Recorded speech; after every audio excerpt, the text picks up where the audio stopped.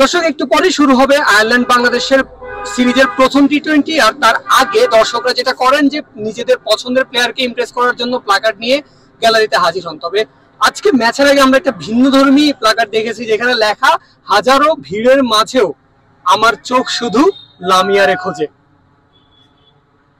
একটু ভিন্ন, এই লামিয়া তো বাংলাদেশ ক্রিকেট টিমের প্লেয়ার হতেই পারে না। তবে এই লামিয়াকে আমরা জানতে চাইবো যিনি এই কার্ডটা বানিয়েছেন। ভাই, কার্ডটার উদ্দেশ্য কি? কার্ডটার উদ্দেশ্য হলো লামিয়া হচ্ছে যাই আমার অত্যন্ত প্রিয় মানুষ, তার জন্য আমি চাইছি যে আমি যদি কোনো সময় স্টেডিয়ামে আসি সর্বপ্রথম ওর নামে নিয়ে প্লে কার্ড নিয়ে ঢুকবে স্টেডিয়ামে। তার জন্য এটাই আমার উদ্দেশ্য, এটা নিয়ে আমি তার নামে প্লে কার্ডটা বানাইছি।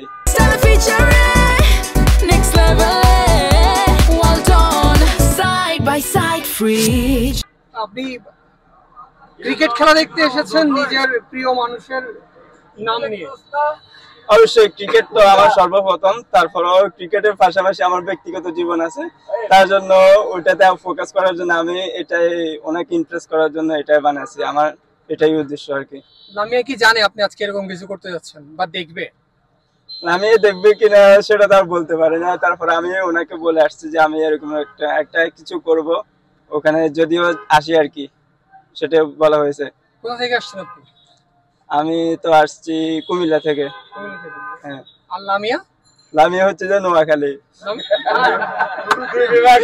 এখনো মানে অনেকে ভাবে আমাদের মানে নোয়াখালী আর কুমিল্লা, অনেকজন বলে যে নোয়াখালী আর কুমিল্লার মাঝে রিলেশন আছে কিনা, যাদের কারা কাদের রিলেশন আছে। আমি তো বলি আমাদের এখনো আছে, আমাদের তো এখনো ব্রেকআপ হয় না।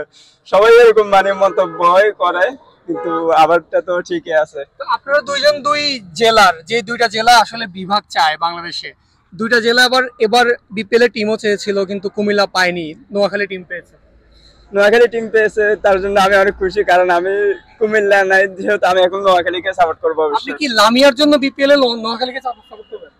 লামিয়ার জন্য হ্যাঁ, আমার ধরতে গেলে আমার রক্ত হচ্ছে নোয়াখালীর রক্ত বহন করছে আমি, তার জন্য ওইটা দিয়ে আমি নোয়াখালীকে অবশ্যই সাপোর্ট করব, কারণ আমার বাড়ির পাশের জেলা আমার নোয়াখালী।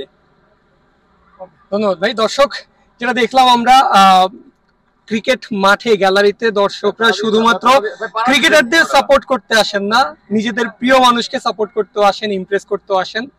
চমৎকার একটা স্টোরি বলা যায়।